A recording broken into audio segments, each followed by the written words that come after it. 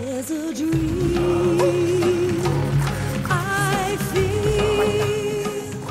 Die reis Gogga het my al vroeg in my lewe gebyt. My pa juk al sedert ek kan onthou, altyd om nuwe dinge en plekke te sien. Ek dink soms hy moes eerder met vlerke as voete gebore gewees het. Ja, met mijn koning nog bereid. Ga ik gelijk hier. Ja, wow.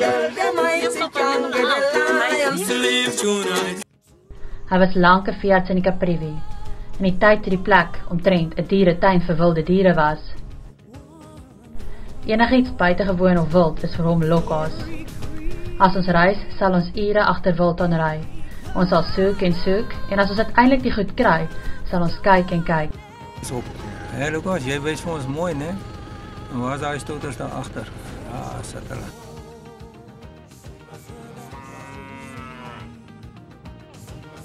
Ons het al 'n paar nou ontkomings met olifante, krokodille en tientalle ander wilde diere gehad. Marius, ry nie. Ry net vanaand verby. Omdat hy net dogters het my pa sy mallerige stokperdjies op ons afgesmeer.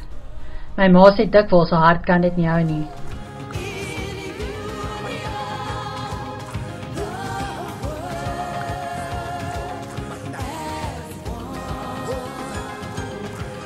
En wat sien ons hierso? Mensvreter. Van watter plek is hierdie? Daar gaan 'n vlei loerie. Ek het op my skoot hulle op. Ek voel regtig gelukkig om die mal man as my pa te hê. Hy het my al aan baie mooi dinge blootgestel en behoorlik avontuur laat beleef.